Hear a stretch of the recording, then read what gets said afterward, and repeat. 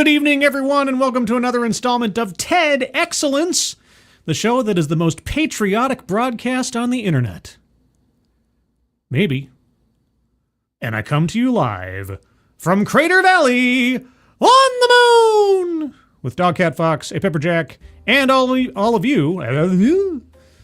Good evening, everyone. Welcome again to Thursday, Territorial Thursday. Yes, we return once again to the wonderful world of off-brand TED Talks for education and enlightenment. And today we are totes patriotic because we'll be discussing how to restore trust in democracy. Oh boy. Yes, I decided to try to find something a bit more serious this week after a couple of weeks of strange and other kind of nonsense. No, we're not talking about whether or not strippers can be feminists this week. No, we're not talking about whether or not trees can have bank accounts. No, we're going to talk about something serious. We're going to raise the bar just a smidge, at least ostensibly. I have no idea what the speaker is going to say or whether it's going to be any good, but, you know, at least on the surface, it's something more thoughtful, more adult. That's what we do around here, guys. We think like adults. And who are the adults that are joining me on this beautiful Thursday evening? Kay Roberts, good evening. Kiro Soldier, hello. Keeverdam, good evening. And thank you, Keeverdam, as always, for providing the link to the Leukemia and Lymphoma Society donation page. Guys, at the top of the chat box, there's a link there if you can take a look at that. If you're able to donate, please do so. But even if you can't, if you can share that out on social media, that would be appreciated. So thank you ahead of time for that. And thank you, Keeverdam, for providing the link. Also, by the way, a little bird told me, that little bird being Keeverdam, that Saturday is Keeverdam's birthday. And since this is the premiere event of my broadcasting week, it is only appropriate that I honor the chat's den mother with a birthday song. So Keeverdam, happy birthday. This one's for you. And a 1 and a 2. Happy birthday to you. Happy birthday to you. Happy birthday, dear Keeverdam. Happy birthday to you. Happy birthday, Keeverdam. Thank you so much for all your help. You guys do not understand just how much of an asset Keeverdam is to my broadcasting side hobby thing. She has saved my bacon when it comes to reminding me of different things, putting links in the description, and making sure that I've got a donation thing up there every time, and retweeting stuff out. So when you have a moment, if you would, please say thank you to Keeverdam in the chat. She'll appreciate it, I know, even if it does embarrass her, which is possible. But that's beside the point. That's the price you pay for excellence. But aside from that, I know, it's a big aside. Advocatus Diaboli, good evening. Aspianti, hello. Who else is here? The Alexandier, good evening. Mike R., hello. Walter Tomaszewski, good evening. Spoony the Rebel, hello. Oh, Portnoy was here on time. Good for you. I appreciate punctuality, as should everyone. Bridget, hello. And congratulations, Bridget, for your placement in competition. Twisted Skipster, hello. Toot Sweet, good evening. Your internet's favorite lunatic, good evening. Seftus Wolf, hello. Corey Suzuki, hello. Found has been, found. Derek LaRue, holy cats. Derek LaRue, thank you so much, Derek, as always, for your continued generosity and support. I really appreciate it. Hope you're having a good evening and hope you enjoy the show. Attack Alpaca, good evening. Who else is here? Anybody else? Did I miss anybody? Miranda Stone is here. Oh my gosh, guys. I know it's a rare event, but you guys know about Miranda Stone, don't you?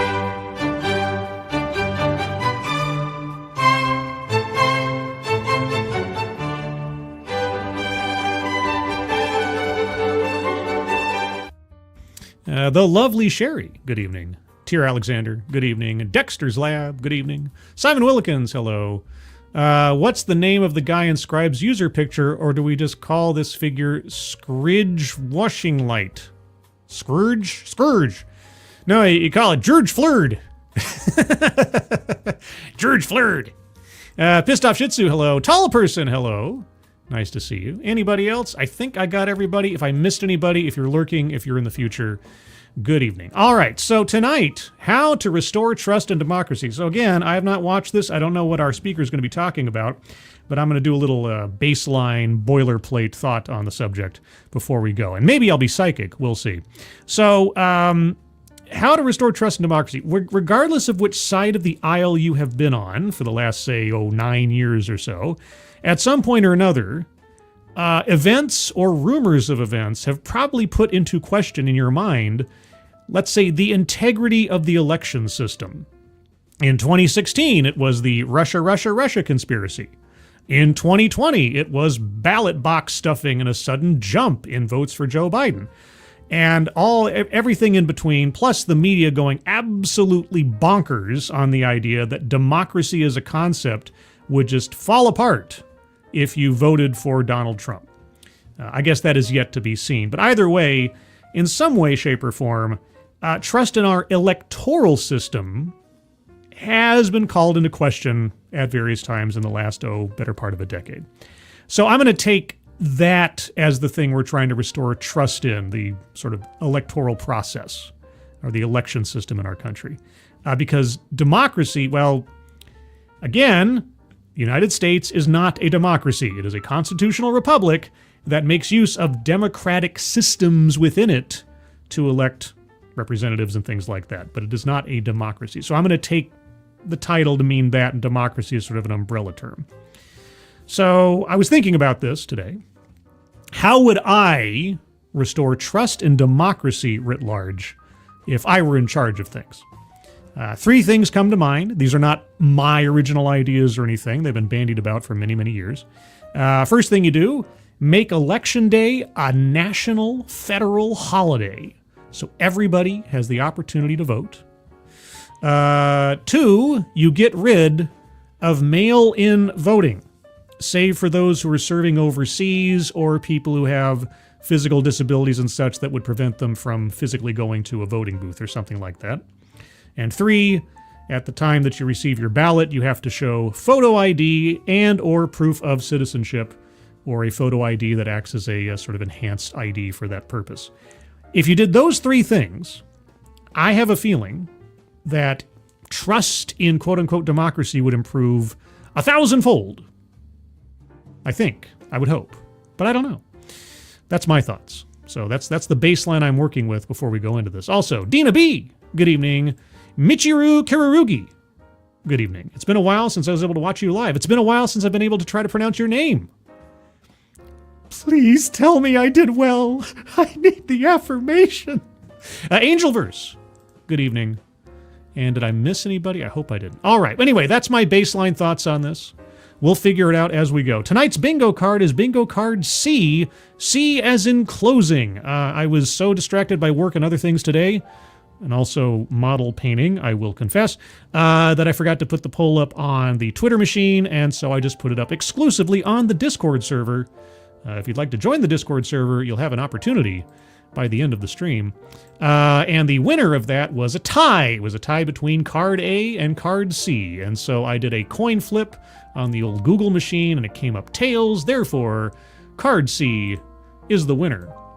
So get your card C's ready. Links to the bingo cards are in the description below. And with that, our talk tonight clocks in at just over 12 minutes. I'll start off with a few seconds for a sound test. Let me turn the music down because I don't want to drown out or disrupt our speaker. And we shall proceed. By show of hands, can any of you tell me if you've recently read online, or perhaps been part of a conversation, where a friend, a family member, or a colleague has expressed their frustration with the national political landscape? Yes. I mean, complaining about politics is kind of a popular sport in this country. In fact, you might even call it a national pastime, so I think we can all raise our hands on that one. You guys hear that okay? Sounds good, says Aspianti. Let's see. Who did I see here? Oh, I see a name I haven't seen in quite a while. Counterculture Wise. Good evening. First time getting notified at the beginning. Well, good job, YouTube. It is a rare event. Thank you, YouTube. You finally notified people on time. Well, there you go. Or concern about the future of the country. Yes. It's like, hey, has anybody in the audience, raise your hand if you've ever breathed oxygen before? Yeah? Wow, me too. Maybe you've heard, felt, or seen an exhaustion from your neighbors at the thought of engaging with a range of issues. That would require me to talk to my neighbors, and I'm... From these very conversations about democracy to their willingness to build community with one another. Okay. I know I have. I know I have. I'm not gonna hit the psychic button for that one. A pair of surveys by the pollster Gallup taken in 2022 and subsequently in 2023. Subsequently, it's. I'm sorry. I know that they're technically both correct, but it's subsequently. Subsequently, detritus, not detritus. Hyperbole, not hyperbole. There's some things that are just, I think, should be universal constants. Found that American trust in 11 of 16 institutions of public service, from the Supreme Court to the presidency, and even the medical system, had reached all-time lows. System. Well, you know what? We're going to go to the bingo card because I think systemic or institutional is kind of part and parcel with this conversation. So remember, bingo card C. Get your bingo card C's ready. Links in the description. So what are we listening for tonight? Diversity, equity, and inclusion, word salad, mind reading or assumes motives. Well, he did ask the audience if they'd ever had that experience before, so he wasn't mind reading technically. A list. Not quite yet, but we'll probably get there. Marginalized marginalization, patriarchy, contradicts own point or fails to make argument, feminism, attempt to coin new buzzword or buzz phrase. I'll be keeping my ears open for that one. Systemic or institutional, circling that one. Anecdote that probably never happened, not yet. White supremacy. Free space, circle in that one because, well, it's free. Childhood or family anecdote, not yet. Leaves out vital context. Weightless example or non sequitur. Sales pitch for product or service. I guess it depends. Maybe he has an app that he's going to be shilling for. Privilege, collectivizes own demographic. Yeah, we'll see if he calls them, if he just says like Americans, then does that count? Self-vilification or wretchedness, economic disparity, benevolent condescension, plays victim, deceptive statistics. The primary word there is deceptive. We'll have to weigh that as we go. And lastly, microaggressions or unconscious bias. And again, those are terms or concepts that have to be used by the speaker in the course of their presentation, not our assessment of the speaker. Need to make that clear just so we don't have to fight over that anymore. I hate fighting. Anyway, so far on the board, we have systemic or institutional and free space. And let's go. Similar surveys have found that across demographics, and particularly among young people, Americans are having a hard time feeling optimistic about the future. Very few people feel optimistic about the future because there's always bad news. And especially in our information age, you can't avoid hearing about the bad news unless you're completely off the grid and somewhere in the desert of New Mexico or something. And we feel lonelier and more distant from one another than we did in the recent past. Social media, remote working and learning and stuff, sure. Citizen disengagement and growing distrust of our democratic institutions have brought ideas once on the fringe of our politics into the mainstream. Do tell. It's a never-ending loop, you see. More and more often, when citizens become disengaged, figures like authoritarians who thrive on these pitfalls begin to take hold. Yeah, Biden was in charge for 4 years and a whole bunch of crazy stuff. And Trump is like defying the Supreme Court right now. So, yeah, I mean, if only there was some, I don't know, other branch of government or something that was empowered with the ability to constrain the executive through passing legislation and laws and stuff and overriding the president's veto. And well, I mean, maybe someday. Seizing on our exhaustion and division while eroding our collective freedoms. Give me some examples.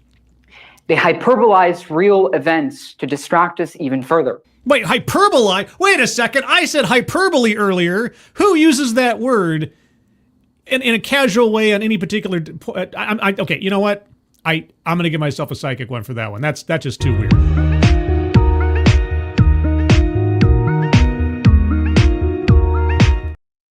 I mean, seriously, how often do you hear hyperbole? Right? Just in the course of your normal business. That's just too weird. Too weird. Often setting our sights on a bigger target, and a scapegoat that's often far removed from reality. Uh-huh. It's an old but effective structure played into by those who seek to weaken our local democracies. Like... Well, okay, so you're going to need to provide some active examples. Because here's the thing, and I think this took place... Yeah, this took place... wait a sec, we're at 2:01. What was the date on this? This was January 2025, correct? Oh, January 2024. Oh! Okay, so this happened before Trump was elected. Oh, okay, so he's from the past, and we have the advantage of future retrosight. I just made that term up. And by the way, this was posted just the other day, so they put a big delay on posting this one. Okay, so he is talking in a world in preparation of the oncoming election, which is yet to happen. Okay, so let's keep that in mind, because I was about to say something like, well, you know, the election results defied all the polls again, so maybe democracy is working better than you think it is. But he doesn't know that. All right, well, fair enough. Good to know. Frosted Glass, thank you so much. I hear hyperbole 10 million times a day.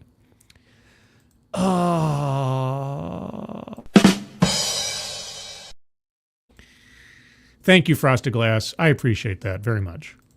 I appreciate that. Thank you. Thank you. Thank you very much. Also, Dixie Rose 63. Good evening. Let's see. And moving on. Drawing our attention away from the issues that matter most right here at home. Such as? So, public opinion polling and scholars from around the world have been telling us that our collective confidence in democracy is in crisis. They've been telling us that. Yeah. Compared to 3 or 4 decades ago, our community trust in the institutions that uphold our democratic norms has been greatly lessened. This issue is further compounded by hyperpolarization reaching new heights and a struggle to keep authoritarianism at bay. A struggle to keep authoritarianism at bay? Okay, well, I'm speaking sort of rhetorically to our speaker here. You might have the benefit of giving this speech prior to the recent election. You do not have the benefit of giving this speech prior to the pandemic. So who's keeping authoritarianism at bay and how? Or is that your argument? In my profession, I research online information manipulation. You research online information manipulation. Nice work if you can get it. Information manipulation. Imagine how fun that might be. I don't know. How fun is it? You've made a career out of it. I hope you enjoy it. Observing firsthand how individuals who amplify mis and disinformation, including foreign and domestic bad actors, seize on our exhaustion to sow chaos online and further our divisions. Are you going to make an argument for restricting freedom of speech? I mean, for entertainment purposes, I hope you are. But though the internet has been our great connector, there are those who've sought to exploit its benefits for personal, partisan, and financial gain. And of course, all of these people exist on one side of the aisle, right? In an effort to turn it into our great divider. Who are the bad actors here? Do tell me, is it Russia, and the Republicans? Citizen disengagement has broadened our susceptibility to their work. Today, Online mis and disinformation takes shape in the form of out-of-context news clips, manipulated media, and even outright false and unmerited conspiracy theories that are really good at drawing our attention. Yeah, like Russia, Russia, Russia, or the Covington kid. Okay, you want to give us some examples? I mean, if you give examples from both sides of the political spectrum, I'll give you credit for that. You want to... Okay, okay, we're in persuasive essay territory here. You need to start giving us some explicit examples of what you're talking about. Not talking in general terms. And also, from the title, there is the implicit promise that he will offer a solution to all of this. Take, for example... Be still, my heart! Okay, take, for example... Okay, I only get one guess.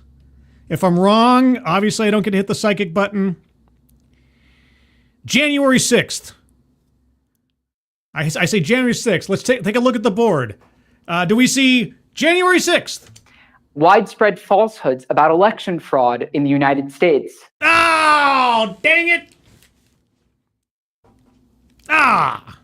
All right, what election fraud are you talking about? Are you talking about 2016 or 2020? That appear online. That appear online, uh-huh. You mean like Hillary Clinton when she said that she didn't lose legitimately? These claims largely prey on our lack of understanding of electoral processes in our country. Right, we're all just a bunch of idiots. Often alleging that a shadowy group of individuals are working to subvert and overturn the popular will. You mean like the cabal of individuals that were working inside of the first Trump administration to try to stifle or prevent information from getting to him, to try to manipulate the executive branch because they didn't trust Donald Trump, the elected president of the United States? You mean like that? Do you mean like when Facebook and the White House suppressed information on Hunter Biden's laptop, and then Twitter at the time suppressed anybody who would reshare the story? That kind of thing, you mean? Do you want to bring up any other examples of such things? You know, and I'm not saying two wrongs make a right here, but if you only say one side is the bad guy, you are not being honest. But it's the case that across the country, and right here at home, election processes are often aided by community volunteers, the very people you and I know and trust. I don't know any of the community volunteers that manage elections in my area. Now, maybe that would be different if I lived in a state that had, in-person balloting as the standard. I don't. Mail-in balloting is the standard here. But as far as strangers go, like total strangers, I can trust them no further than I could throw them, as they say. Yeah. Fostering conversations that help broaden our understanding of our communities are essential to dispelling these sorts of mistruths. Mistruths. Okay, well, just as a hypothetical, I know. What if I trust every person in the room, but the machines that are tabulating the votes have been tampered with? What if it only takes one bad actor in a bottleneck of the process to screw everything up for everybody else? What has that got to do with anything? Our crises of confidence in democratic institutions and the weakening of our local democracies are being further compounded by tools that 20, 30 years ago didn't even exist.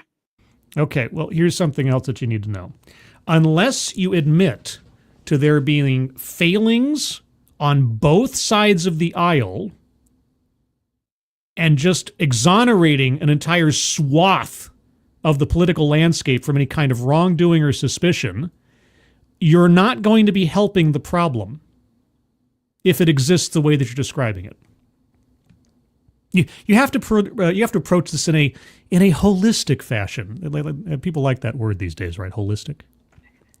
So I think we can all agree that this is a serious problem. Okay. Going back to the card real quick. Circling, mind reading or assumes motives. What else do we have? We're not quite at word salad territory yet. Sales pay. Well, it hasn't given us a product or service yet. Collectivizes its own demographic. I think that's unavoidable when you're talking about the electorate or voters or anything, so I'll circle that one. And yeah, I think I'll leave it there for the moment.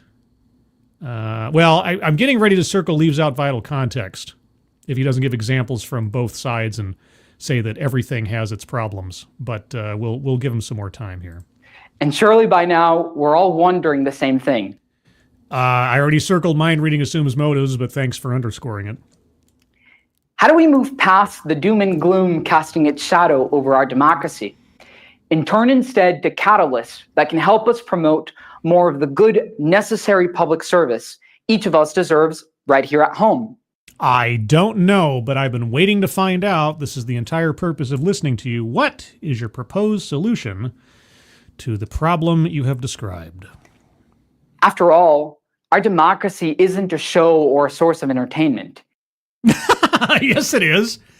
It most certainly is. Watching the rise and fall of different politicians, seeing our candidate win versus the other guy losing. You're okay. If you say so, what should it be? It's a central tenet to all of our lives. So is entertainment. And today, I want to share with you all what I believe can be an effective playbook for not just preserving, but strengthening our democracy. I'm all ears. And ensuring that together we keep freedom alive in the 21st century by beating these crises of information disorder and free-falling public trust. All right, here we go, guys. Here we go. Hopefully we'll get a list out of this too, because he's going to have several different suggestions here, I hope. Okay, so moderating speech online. That's my guess. One of these items is going to be, or analogous to, moderating online speech. Let's go. You see, when we talk about democracy, I believe it's of the essence to not discuss it as an exclusionary ideal. Not to discuss it as an exclusionary ideal. I'm trying to think of an instance where I would have discussed it as an exclusionary ideal. What do you mean? In a conversation I had with University of South Florida professor of political communication, Dr. Joseph Scacco, he presented a new kind of framing for democracy to me that I hadn't heard of before. Is this attempt to coin new buzzword, buzz phrase? The word democracy is an active verb. It's more than just a set of rules or ideals. To keep our local democracies alive, everyone listening, including all of you in this room, have a shared responsibility to engage with our local democratic institutions, to hold power to account, and keep the principles of our democratic norms alive. Or I can just stay home and eat Cheetos. I can. I mean, I could participate if I really want to, but I also can choose not to. You know, engagement or not to engage is also, part of that whole freedom thing. But yeah, okay, sure. Getting involved in your local politics and everything is a sure way to get involved. Whether or not it actually changes the overall outcomes of things, I guess, is debatable. The framework for engaging with our local democratic system can oftentimes feel cumbersome. Isn't that a Seven Mary 3 song? Is cumbersome? Was that Seven Mary 3? I can't remember. Somebody tell me in the chat. Also, a couple more hellos as I spot people popping up. Where did I see? I saw somebody. Oh, that's why the chat didn't scroll down with me. That's why. Okay. Who did I just see? Shiro Amada, good evening. And Suzanne a la Richard. Also, by the way, when I say a la Richard like that, is that the correct emphasis on that, or is it a la Richard? I say Richard, it sounds fancier. I don't know if that's correct. Let me know if that's correct or not. Kay Scholl, good evening. And did I miss anybody else? I hope I didn't, but if I did, Blitz Zero, hello. And if I happen to miss anybody else, let me know in the chat. Oh, and Rune Hirushin is here. You can say it however you. Okay. Now you're ceding a whole lot of power to me, because I could start calling you Ralph, and then we'd all have a problem. But anyway.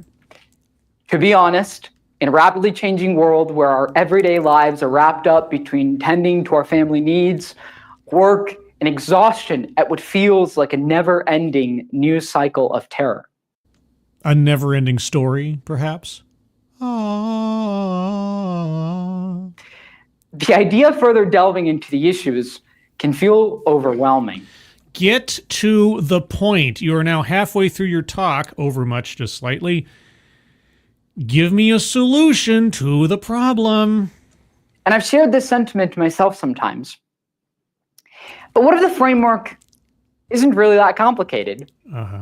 You see, to me, I believe the work of keeping our local democracies healthy and alive doesn't have to be extremely hard and should instead be accessible to all of us. Okay. How is it currently not accessible to all of us? What are you proposing be done? You don't always have to take the step, a momentous step, might I add. Momentous? Momentous. Like running for public office and taking on the weight of a public trust. Maybe I should. Maybe I should run for president. I should run for president. That's right. I should have like one campaign plank. It's like, give me 4 years and I will do this one thing. I'll make it my goal to complete this one thing or push the needle forward on this one thing. God, what would my pet issue be? What would my pet issue be? I'm not quite sure. I have to think about that one. I think more politicians should do that. Say, you give me 4 years, I will dedicate all my time to do this thing, and either I do it or I don't, and either way, I'm out the door after, 1 term or 2 terms, whatever it is, and then that's it. And if you agree with me, vote for me again. If I did my job, if I got some progress made, if I didn't, send me back to the private sector.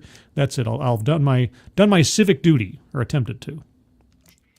Ensuring participation by each and every eligible voter in each and every election is an essential aspect of this.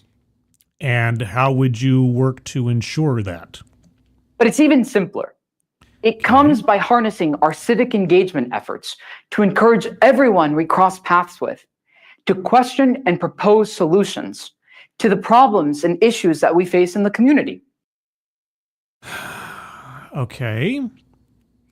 So you want people to stop each other on the street and have debates about democratic processes and improvement? What are you suggesting how many times do I have to ask this question? This goes back to the idea that democracy is neither an exclusionary ideal or a zero-sum game. What if there's an issue you're particularly passionate about? An issue I'm particularly passionate about. DEI. And you feel like you've identified a brilliant solution to a pressing problem in the community. Yes. Enforce the laws already on the books. I've discovered that you don't have to be a trained public speaker to attend a meeting of the County Board of Commissioners and discuss local zoning rules. I guess you don't need to be. So is this entire presentation just, hey, get out there and attend your local community governmental institution meetings or, get involved?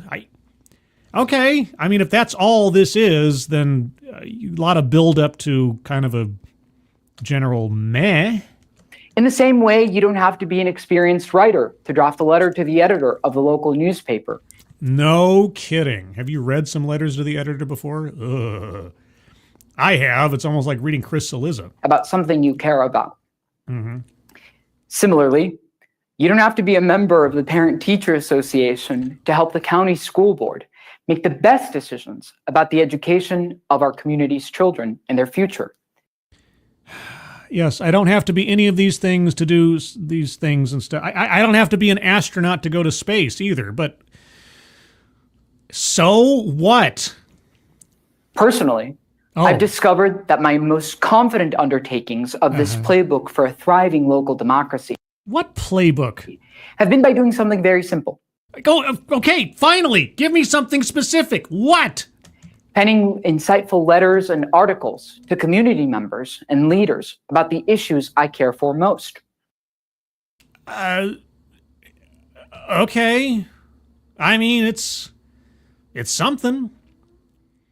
You know, I've often considered whether or not I should start doing a series or something about local issues in my area. You know, kind of make it like a local news or review kind of podcast kind of deal. Try to bring it more central, get more, you know, at least rhetorically involved in my local area. There's some pretty good streams out there that already do that kind of thing, but. Civic engagement can be found in your informative yard sign. Yeah. And in the respectful conversations you have with your neighbor. My informative yard sign? Okay.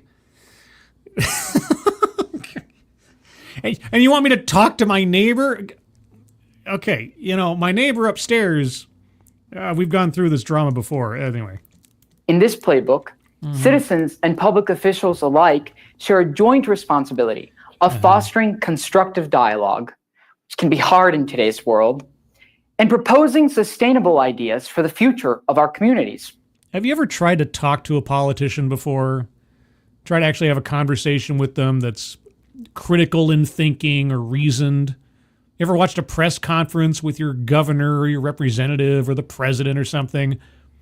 9 times out of 10, they don't answer the question that's asked. They dodge it. They give some kind of spin answer to it. Doesn't really matter what politician you're talking about.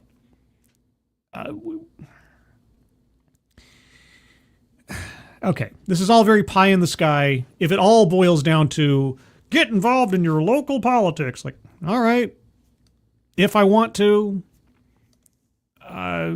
But I mean, if I feel that the very process by which people are elected to office is inherently flawed, you brought up the one example you brought up so far that exemplifies distrust in the democracy process is voter fraud.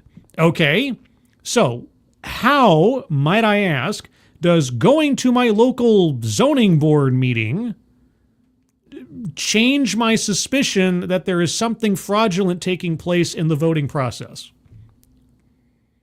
This is where the rubber meets the road on the persuasive essay. If you bring up a problem, you have to, for it to be at least marginally successful, you have to then suggest something to address said problem in your presentation. You've given us one example of bad acting, and you've yet to offer a solution or a proposal for how to address that bad acting. So you're flailing. You might not know it, but you're flailing. In listening more from one another, we equip ourselves with an opportunity to increase local representation and ensure that finally underrepresented voices have an opportunity to be heard. Okay, even though it's not exactly on point, I am circling marginalization. And I may also have to double dip into DEI because underrepresented XYZ PDQ is often a DEI watchword, but we'll wait and see what he has to say.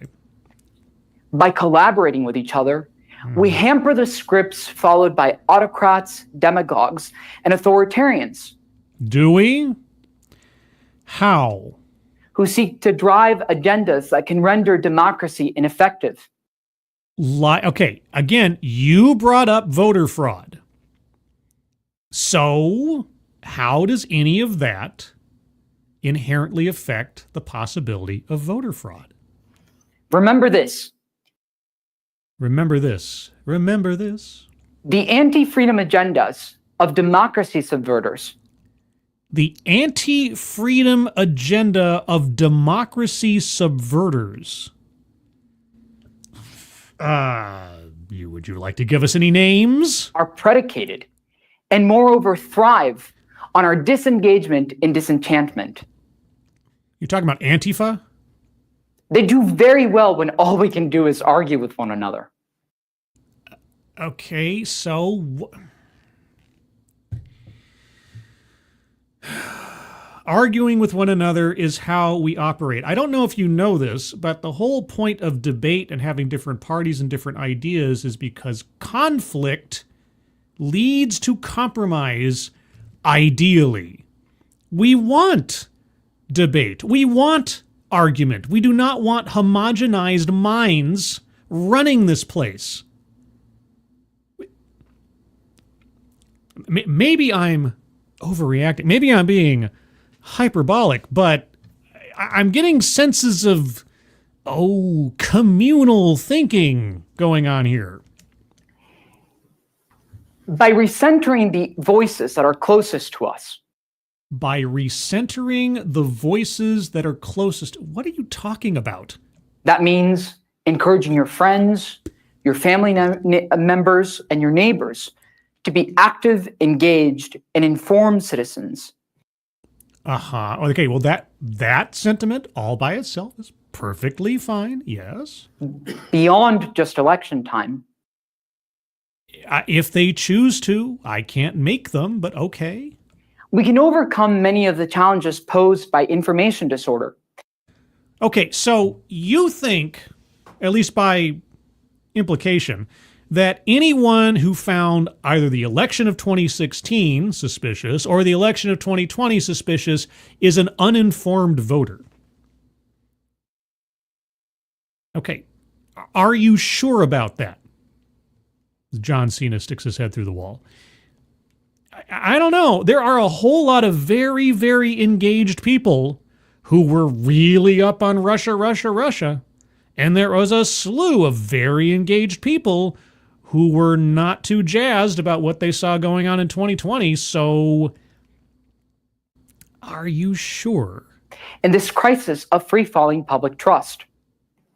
So how? So your only solution is to encourage more public participation in local and overall politics and becoming more informed about local and overall politics. Okay, well, again, I ask, if the system itself is or is suspected to be fraudulent, what matters it how engaged I am? What would you suggest be done to reinforce people's trust in the system itself? You've got 2 minutes.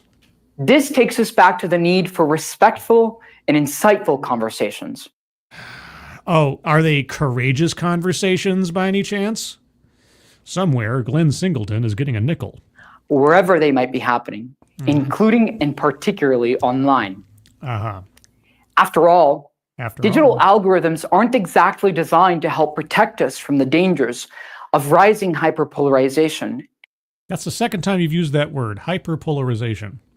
I'm just pointing that out, not that it's a bad thing necessarily. And free-falling public trust. And you are giving us nothing but basic Hallmark card pablum as a salve for this problem. So remember this the next time you see a post on the internet that really makes you want to jump at the screen and react, whether in anger. I mean, that's basically every Marvel movie announcement these days, but okay. Online, for digital algorithms, an angry face and a heart reaction carry the same weight. Thanks, Socrates. Rather than feeding conversations or algorithms that further divide us, let's look to the future of our civic engagement with a desire to impart decency, civility, and education.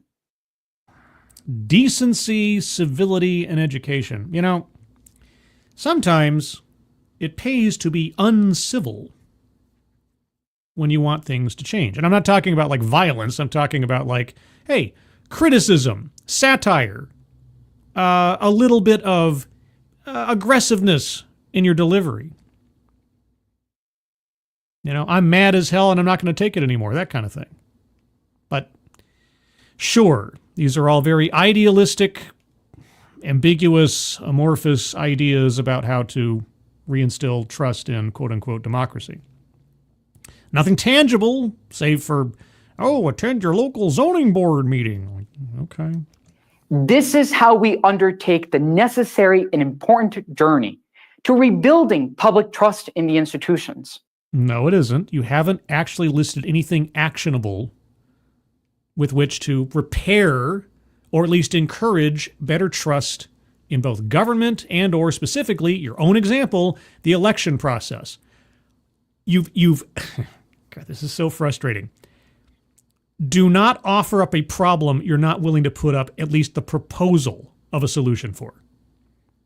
That should be like boilerplate, TEDx, any kind of presentation rule.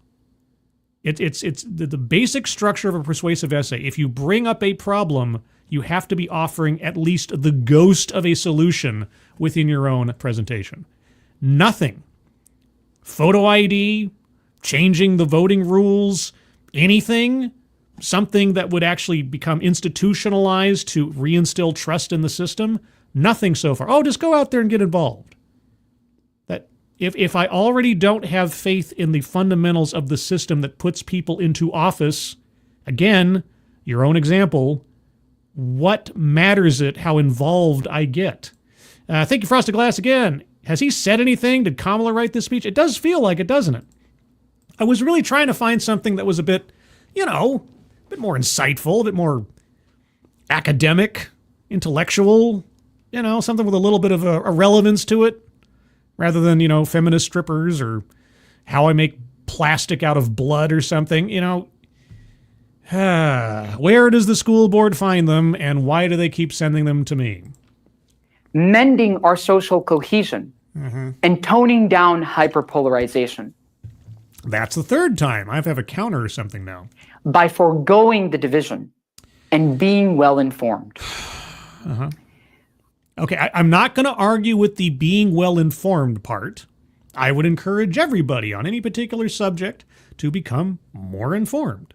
Whether you agree with the subject or the argument or you don't, you can at least have a better idea of why you disagree with something, or perhaps even have your mind changed. Yes, open yourself to ideas and perspectives you might not otherwise do. That's part of the whole thrust of this series and my channel in general. So, yes, I'm with you on that one in spirit. I've talked a lot about our shared responsibilities to keep the issues local. You have, in the most abstract of terms. Which is one of the most important things we can do. Is it, though? And to be educated in our conversations. Finally. Oh, yeah, we're at the end point. Okay. I want to highlight the most important part of this framework. Okay. The one piece of this playbook I believe is of the essence to keep this work going. At this point, I couldn't even guess. January 6th? To keep our local democracies alive, we have to champion the idea that democracy itself isn't boring or in decline. Well then, how would you reinstill trust in democracy? We end as we began. Instead, we must affirm that democracy has an optimistic future. How would you do this on a systemic level that sets people's fears aside regardless of their political affiliation? A future grounded in decency, truth, and joyful engagement. Joyful engagement? I have to be happy all the time? Happy, joy? Our local democracies won't thrive simply because we will them to. What if my will is just voting people into office to do my bidding, at least ideologically, if nothing else? They can only do so if we foster their health by participating in them. Thank you all. Okay. Utter failure of a presentation. Utter failure. You don't bring up losing faith in the electoral process and then say nothing about how that might be improved or what might be done to reinstill people's faith or trust in that process. Oh, we just need to get together. It is repetitive. Okay. Anyway, that being said, let's move on to the bingo card. Remember, this is bingo card C. C as in colossal. Catastrophe? I don't know. Anyway, like that talk was. Here's the card as I have it. I'm going to go over it one more time by myself. If you have arguments for squares to be circled, hold on to them. Also, wait until I've circled mine. And put them in the chat when you're ready. Okay, diversity, equity, inclusion. He didn't double down on the underrepresented stuff too much, and he didn't go much further. So I'm wary of circling that one. I needed a little bit more, but I'll take arguments. Word salad, by all means. He said the same thing about 3 or 4 different times. The repetition does not make it any more relevant. A list, he did give us technically a list of actions to take. Going to meetings, talking to your neighbor, so on and so forth. So technically so. Patriarchy, no. Contradicts own point, fails to make argument. Boy, howdy. There was nothing there. Let's see. Feminism, no. Attempt to coin new buzzword, buzzphrase. I didn't hear anything new. Anecdote that probably never happened. Anecdote that probably never happened. He didn't give us any anecdotes, really, so I don't believe so. White supremacy, no, not so you'd notice. A childhood or family anecdote, surprisingly not. Leaves out vital context. Yes, boy, like maybe a offered solution to your problem, or the only problem you brought up. Weightless example, non sequitur. Everything that happened or was said after he brings up lack of faith in election results or voter fraud was and didn't even answer the question of how you underscore faith in the system at that point. But yeah, it was all nonsense. Sales pitch for product or service. He did mention his work, but he never gave us a company or an app or anything in particular, so I can't really call it a sales pitch. Privilege. I didn't hear anything privilege-ish. Self-vilification or wretchedness, no. Economic disparity, I didn't hear anything about that. Benevolent condescension. Yeah, I feel like there was, maybe not in a mean-spirited way, but there was definitely some benevolent condescension here, which is like, hey, you should go out and get involved. You don't trust the system? Go out there and get involved in it. That system you don't trust. Okay. Plays victim.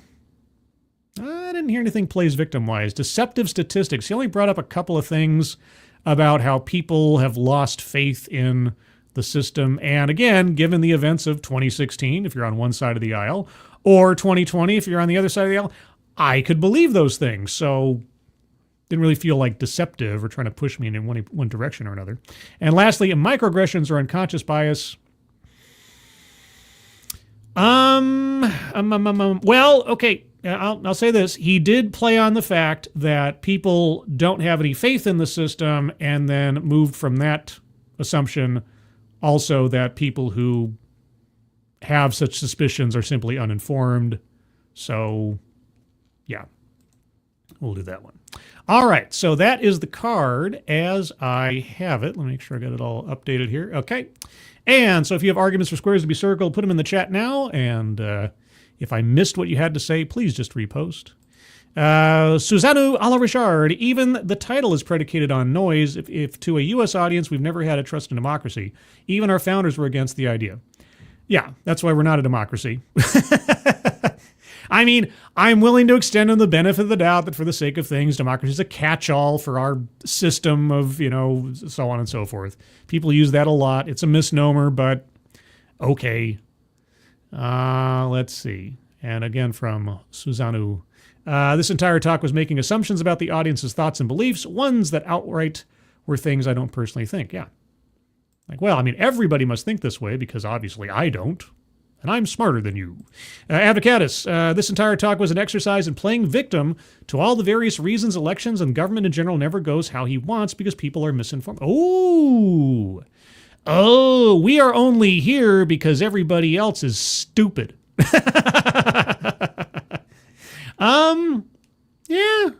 I like that. I like that. Yeah, he was here at least ostensibly to try to solve the problem of all the idiots in the world making it so hard for everybody. If only you were informed, we wouldn't have had 4 years of Trump. And I got to make sure you're informed now so we don't have 4 more years of Trump. Because, again, this talk was given in January of 2024. K. Roberts, dang, showed up late. Well, the fun thing about it is you can rewind. Be kind, rewind. Also, Chicago Mike, hello. Scribe just got here. I didn't see the speaker, but I say DEI just for reasons. Well, again, he came close. He used one of the favorite buzzwords of DEI, underrepresented. But he didn't go any further than that, so it worked for marginalization, but he didn't really dive into DEI stuff elsewise, unless someone has an argument that'll swing my opinion on such. K. Roberts, did the speaker get pecker slapped with the Constitution? Once it's gone, they're all meat for the grinder. Well, he came awfully close to entering into the same kind of logic of, online misinformation needs to be curtailed. He didn't go so far as to threaten the First Amendment in any particular way, but I was suspicious. I was suspicious because he leaned on that pretty heavily at the beginning. Hyperpolarization is a word. Oh, I know. I wasn't criticizing his vocabulary. I was just, sort of surprised that he used it 3 different times in the same presentation. Of course, he made the same argument 3 or 4 different times, so maybe he only had one script and just kind of stretched it out to cover whole presentation, sort of like a streaming series. Frosted Glass, anecdote that never happened, elections that could be completely trusted. You mean the ipso facto, the people's belief in voter fraud was a misnomer, therefore elections should be trusted. So I guess his pitch wasn't that there's something to fix. It's just that everything's fine, but people's suspicions need to be fixed.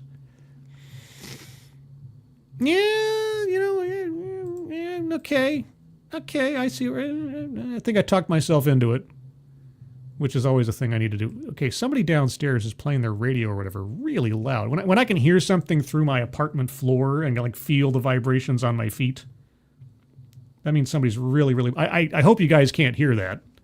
That would be annoying, but it is happening. Just letting you know.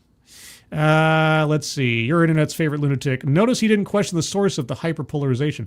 Yeah, no, it was just the internet. It's just some amorphous entity out there. It's not either or both parties at any particular time doing it at all. No. It's just... And also in January of 2024... Where was all that coming from? Counterculture-wise, a good presentation has 3 memorable points. They're just not all supposed to be the same. True. And it has 3 memorable parts. You have your opening with your thesis statement or hypothesis. You have your body, where you sort of back up your hypothesis with examples, and also have to allow for some counterpoint that you then sort of push back on to sort of undo any opposition. And then you have your conclusion, where you restate your hypothesis and summarize your example. It's a very, very standard way of doing things. And so many TEDx talks fail at that. Let's see. Ipsedixit means assertions without proof or evidence, more or less. Ipsedixit. Well, I don't know that I'd heard that one before. I learned something new. Thank you, Suzanne. Thank you, Suzanne. Frosted Glass, can you not see my buzzword posts? Yeah. Oh. Buzzword, information disorder. Did he...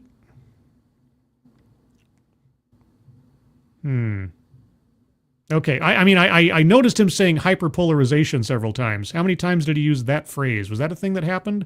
I might need a backup on that one. Advocates, increasing participation in government would be inclusion. Yeah, but it's not DEI. I mean, let's be honest here. It's like I know I've been slacked on this before, but simply coming up with the concepts that might use the words diversity, equity, inclusion is different than promoting a DEI ideology. And so I didn't really hear that in here. That's why I'm like, not quite. And it's a double bingo square, so it really needs to be a knockout of the park example. And that doesn't quite do it. He did say information disorder a few times.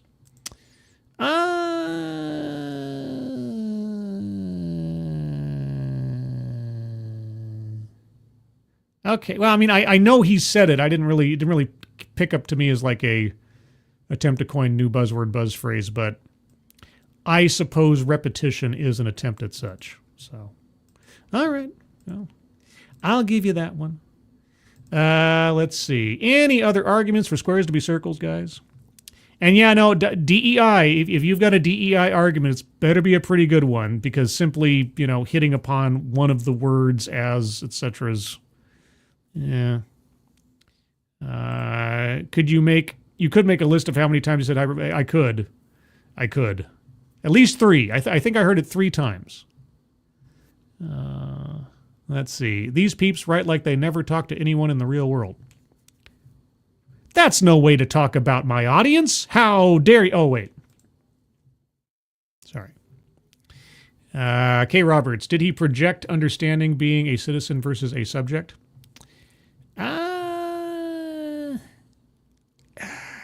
No. I'm not quite sure what his point was. He was so abstract, save for get involved in local politics. And that will make you trust the system more, because you'll know the people there, or we already are supposed to know the people there. I don't know. It was a nothing. I was hoping for something better. It's like he was reading it from a pamphlet. Yeah, it was just, it was pablum. It was sophistry. It was nothing. It was just nothing. I really did try. I mean, you know what my other options were this week? Here, let me read you some titles. I might go back to these. I have these as backups for later.